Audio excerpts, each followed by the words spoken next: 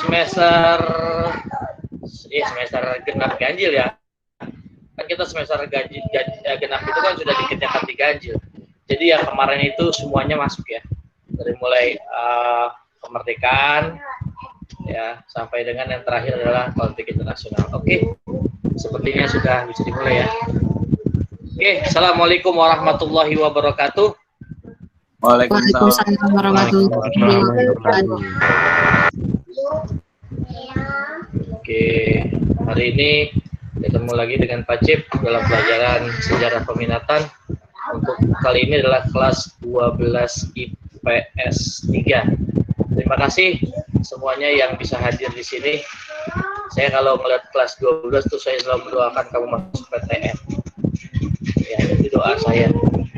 Ya, PTN yang apa nih? Yang mana saja yang yang penting masuk PTN. Di mana Pak? Bebas. Mau di Jakarta boleh, mau di luar Jakarta juga tidak jadi masalah.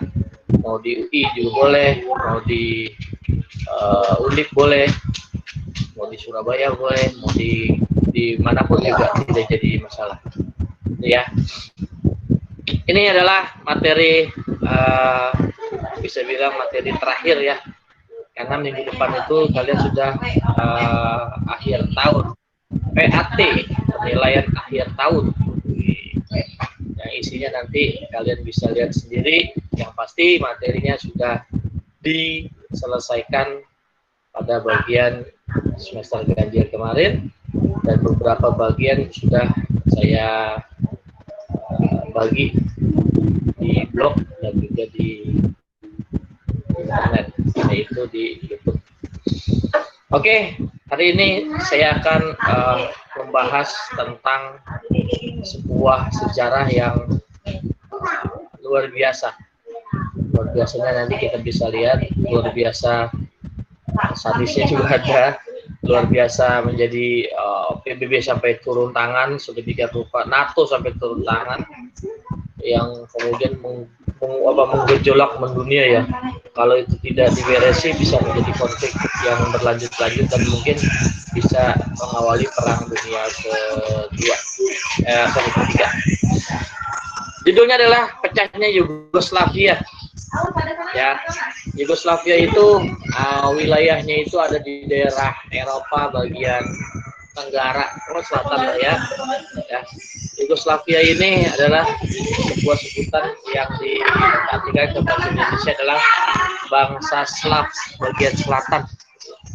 Dia ini etnisnya banyak, tapi ada satu etnis yang luar biasa mendominasi, yaitu etnis Serbia.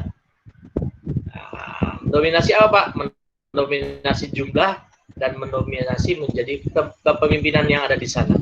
Untuk memahami Yugoslavia, sepertinya kalian pernah nonton film ini nggak? Behind the Enemy Lines atau The Search? Pernah. Nah, kalau belum pernah, nanti setelah presentasi ini kamu lihat di YouTube ada. Kalau yang sudah pernah, bagus. Behind the Enemy Lines ini tahun 2001, yaitu ketika pesawat pengintai Amerika ditembak jatuh, kemudian di situ dipertontonkan kondisi perang di Bosnia. Ya, yang satunya lagi masih berhubungan dengan Bosnia, yaitu The Search. Ini tidak ada di dunia perfilman Indonesia ya, jadi film independen. Ini kisah anak kecil yang terpisah dengan orang tuanya, bapaknya, ibunya meninggal, tiga kakaknya dia mencari-cari, kemudian ditemukan oleh aktivis kemanusiaan. Ini tidak tentang perang, tapi tentang kemanusiaan.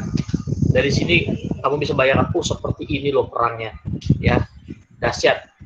Yuk kita lihat seperti apakah Yugoslavia itu. Pertama, Yugoslavia itu dulunya adalah sebuah kerajaan. Pada tahun 1929 dirubah menjadi sebuah negara republik ketika itu. Ya, dulu namanya rajanya Raja Alexander yang dibunuh oleh orang Serbia kanan ya. Sayap kanan, rasisnya tinggi dia di sana. Itu kemudian dibunuh di Prancis, diganti sebuah pemerintahan baru namanya Republik Yugoslavia. Proses etnis sedemikian rupa banyak ya.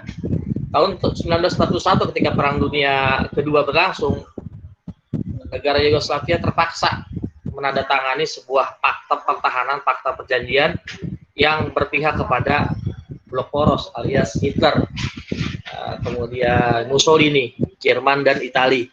Kalau tidak mau, dia ada di pihak sana. Ya. Tapi persis seperti di negara-negara lainnya, ketika Jerman berkuasa, Hitler berkuasa di daerah tersebut, itu ada golongan-golongan masyarakat yang ikut berperang. Bukan tentara dia sipil sebenarnya, ya milisi, tapi dia berperang terhadap blok-blok poros itu, yaitu Jerman. Nah, mereka disebut dengan, dalam sejarah disebut partisan. Ya, misalnya Indonesia perang, ada tentara TNI, nah kita masyarakat ikut berperang dengan TNI, nah kita disebut dengan partisan. Orang yang ikut serta bersama tentara untuk perang, itu namanya partisan. Tapi dia memiliki kelompok-kelompok kecil. Nah, partisan ini ada pemimpinnya tuh, banyak kan partisan, dia ada kelompok A, kelompok B, kelompok sebagainya. Ya, kalau kita di sini namanya kelompok-kelompok perang yang dulu disebut dengan laskar. Kira-kira begitu. Ketika perang dengan Belanda itu banyak laskar A, laskar B, laskar Mujahid, laskar apa, itu perang terhadap Belanda. Nah, itu namanya partisan kalau di dalam sejarah Eropa dan sejarah orang-orang luar negeri sana. Nah, partisan ini yang berperang dengan Jerman itu ada pemimpin yang namanya Broz Tito, Joseph Broz Tito. Tinggi, besar, ya, pemberani, dan dia berperang sampai ke tengah kotanya, yaitu Beograd. Beograd itu kalau di Indonesia Jakarta, kira-kira gitu, ibu kota Yugoslavia. Dan kalah itu Jerman. Nah, pada tahun 46, beberapa bulan kemudian gitu ya, 5-6 bulan kemudian atau 7 bulan kemudian, akhirnya dibuatlah sebuah pemilu untuk melegalisasi bahwa ini negara sah, negara mengikuti pemilu dan sebagainya. Menariknya partainya cuma satu, yaitu Partai Komunis. Terus saja yang menang siapa? Yang menang Joseph Broz Tito. Sejak tahun itu dia menjadi pemimpin besar di mana Yugoslavia. Jadi Yugoslavia tuh sebuah wilayah besar, negara federasi. Federasi itu ada pemimpin negaranya, tapi di bawahnya tuh ada negara-negara kecil, negara-negara bagian. Gitu ya. Negara bagian-bagian ini ada 6. Nah, mereka negara bagian ini bergabung menjadi satu, mempunyai negara, namanya adalah Yugoslavia. Paham ya? Nah, kalau Indonesia seperti apa, Pak? Ya seperti Indonesia ya. Provinsi itu dianggapnya negara bagian kalau di Yugoslavia, gitu ya. Ini PKN ini, namanya federasi. Kalau di Indonesia kan persatuan, uni, beda. Deh, dari hasil ini Broz Tito memimpin Jerman dengan gaya komunis, tangan besi dia. Tapi Broz Tito dia namanya melambung ketika dia berteman dekat dengan Pak Karno. Yaitu tahun 1960-61, begitu eratnya, kemudian dia ikut menghasilkan sebuah organisasi besar yang bernama Organisasi Gerakan Non-Blok. Itu ya, namanya Broz Tito. Bentar ya. Hah? Nanti aja. Bagus itu.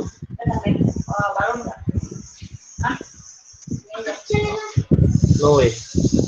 Ya, maaf ya, ada iklan. Biasa anak saya selalu gambar. Jika nanyain, bagus ya, bagus. Nah, ikut di dalam gerakan non-blok. Dia menjadi foundingnya dia.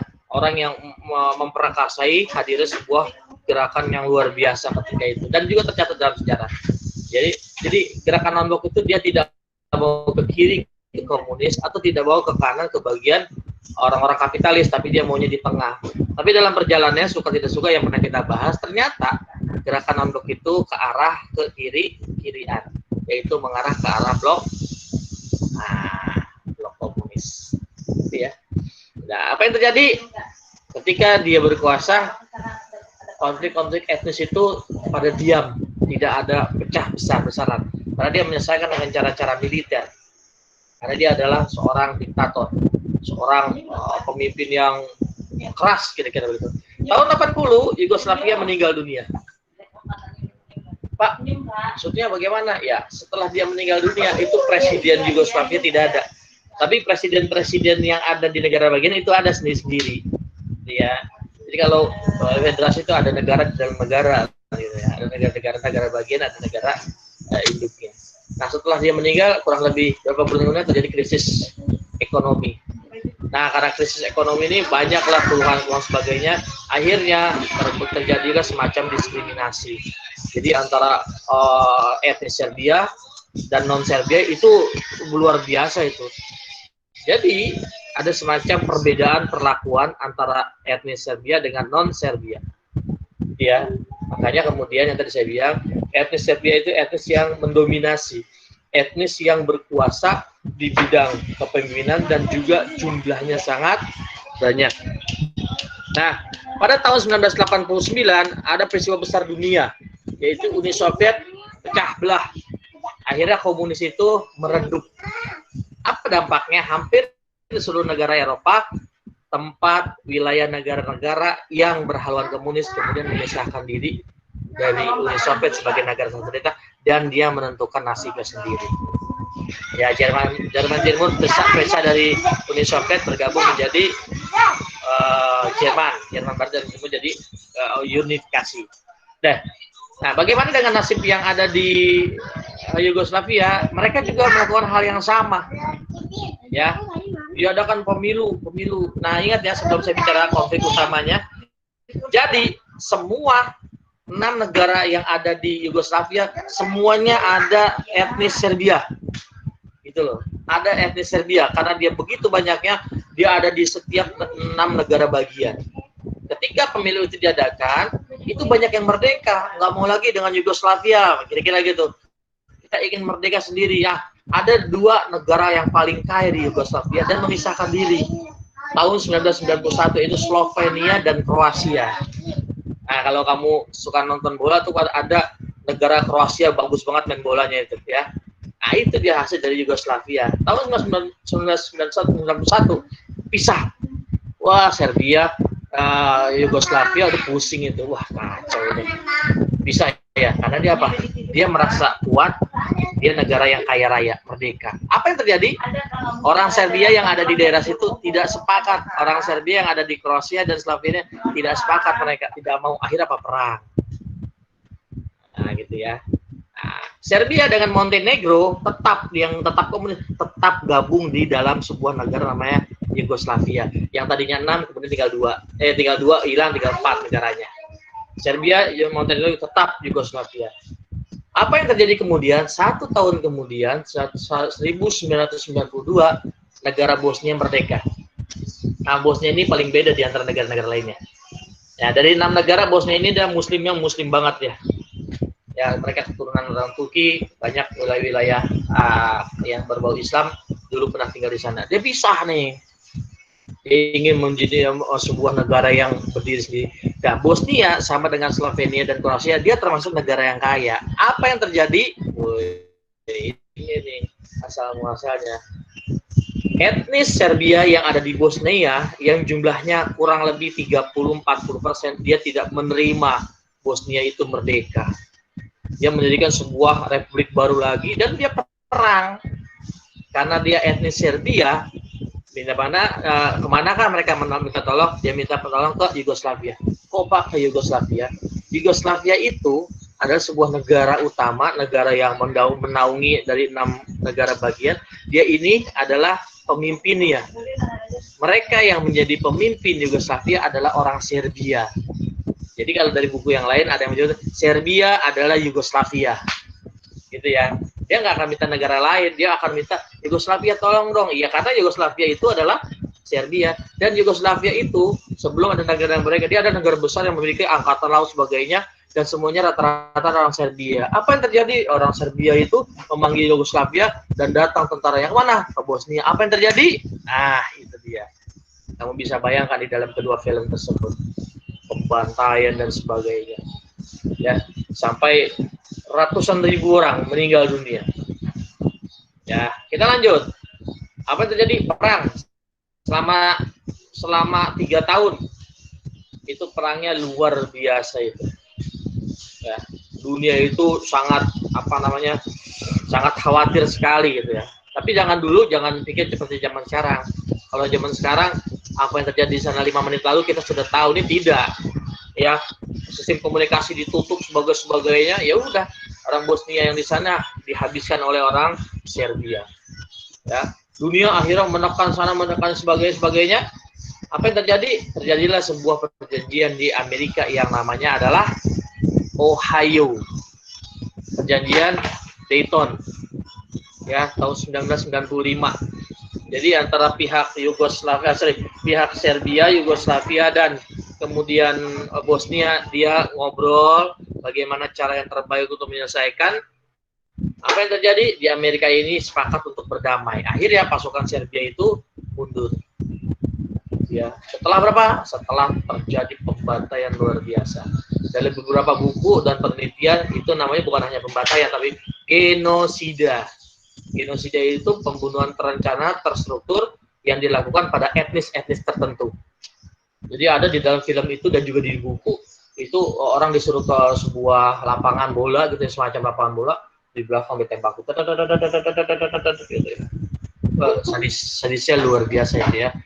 Akhirnya tahun 95 bisa dibilang Bosnia konfliknya dengan Serbia atau Yugoslavia berhenti, kira-kira begitu. Pak, dia perangnya sendirian, Pak? Enggak juga, karena dia Muslim. Banyak tuh mereka yang tadinya habis perang dari Afghanistan langsung ke sana, yang habis perang di daerah Muslim pada ke sana. Kalau kamu lihat baca bukunya, di sana banyak pejuang-pejuang Arab. Jadi ketika berperang itu bukan hanya orang-orang Eropa, banyak orang-orang Arab gitu ya. Kalau di Afghanistan, orang Indonesia, orang Asia banyak karena dekat. Kalau pas ke sana nggak kuat kali ya, dingin ya. Itu banyak tuh mujahid-mujahid dari berbagai wilayah. Nah, bagaimana nasib dengan negara yang keempatnya, yaitu Kosovo? Terjadi juga kurang lebih sama di sana. Tapi ini lebih sadis lagi. Nah, ketika tahun 1999 Kosovo ingin merdeka, itu etnis yang berkuasa di sana adalah Albania. Ya, akhirnya karena Albania ingin merdeka di sana negara baru dengan nama Kosovo, etnis Serbia yang ada di Kosovo tidak terima, tidak ingin merdeka. Akhirnya apa? Akhirnya terjadi konflik persis seperti di negara-negara yang sebelumnya. Ya, nah, mereka memiliki tentara namanya KLA, tentaranya namanya KLA. Saya ulangi, KLA. Nah, pertama ketika Serbia datang dengan pasukan Yugoslavianya, itu etnis Albania itu habis dibantai. Oleh siapa? Oleh Serbia Yugoslavia. Apa yang terjadi kemudian? Yang terjadi kemudian NATO turun tangan. Ini menarik loh.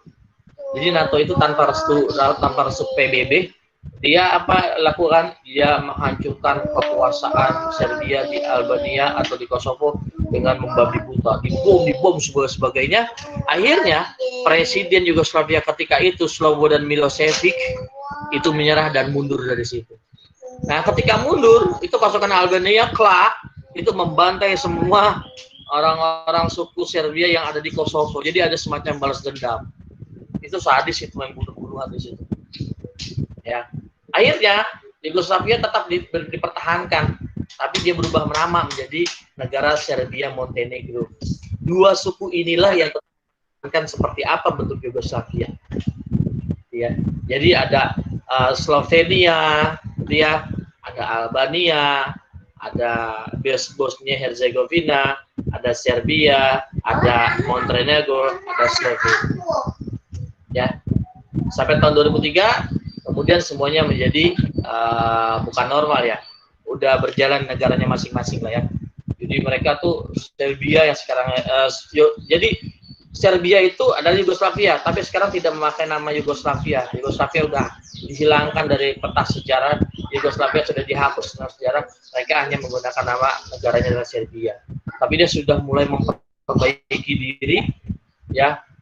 Slobodan Milosevic itu sudah ditangkap, dimasukkan ke penjara internasional di Belanda, kemudian diadili. Namun sayangnya 2006 sebelum diadili dia sudah meninggal dunia duluan karena sakit yang dideritanya. Dan teman-temannya yang dulu ikut perang di daerah-daerah pecahan Yugoslavia semuanya itu sudah ditangkap. Ada yang meninggal di rumah sakit, ada yang meninggal di penjara. Di rumah sakit penjara maksudnya, ada yang meninggal sebelum ditangkap dan sebagainya. Mereka dimasuk ke dalam kategori penjahat perang dan penjahat kemanusiaan. Ya, kok begitu Pak? Iya, begitu dahsyatnya.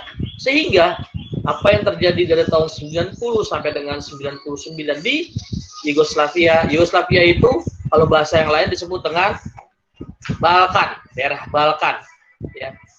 Apa artinya? Artinya apa yang terjadi di situ selama kurang lebih 5-7 tahun disebut sebagai pembantaian paling brutal setelah Perang Dunia Kedua. Tidak ada yang lebih brutal, tidak ada yang lebih banyak bunuh-bunuhan kecuali di Eropa di situ. Ini amat bersejarah ya. Yang satunya lagi, yang Slobodan Milosevic ini presidennya presidennya Serbia, juga presidennya Yugoslavia. Dia disebut sebagai tukang jagal dari Balkan. Dia tuh yang membiayai perang untuk menghabiskan semua etnis di sana. Etnis apa? Albania, pantai. Etnis apa? Bosnia, pantai. Kira-kira begitu. Akhirnya di situ kemudian pembantainya luar biasa. Sampai diratakan lah kira-kira begitu. Ini pengantar saja ya. Nanti kamu akan membuat penugasan kamu secara detail. Seperti apa penugasannya? Ada dibagi kelompok ya. Kelompok 1 Bosnia Herzegovina, kelompok 2 Kroasia, kelompok 3 Makedonia, kelompok 4 Slovenia, kelompok 5 Montenegro, dan kelompok 6 adalah Serbia. Ya. Sebentar, ada pesan masuk ini. Saya mau lihat dulu.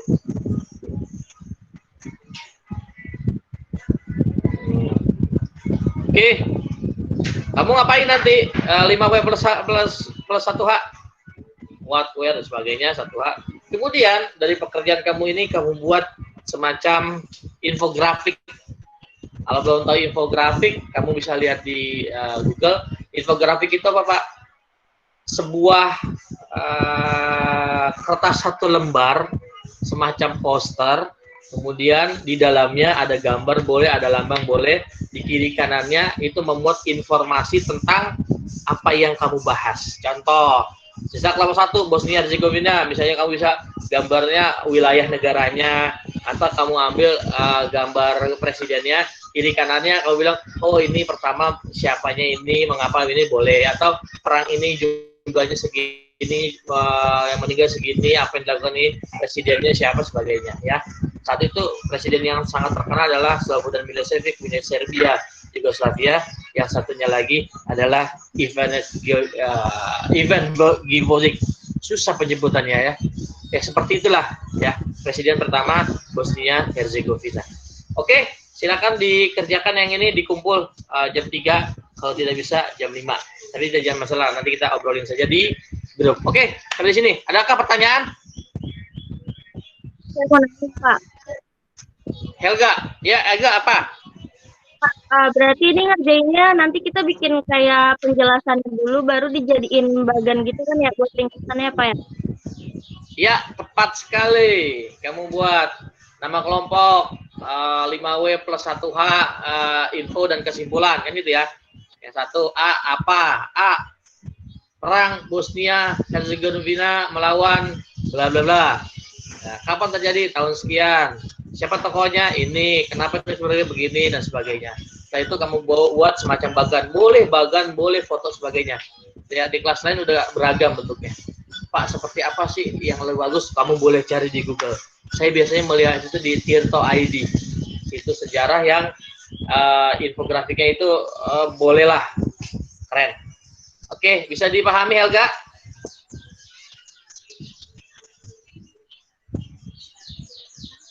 Oke, ada pertanyaan lain? Ada pertanyaan lain?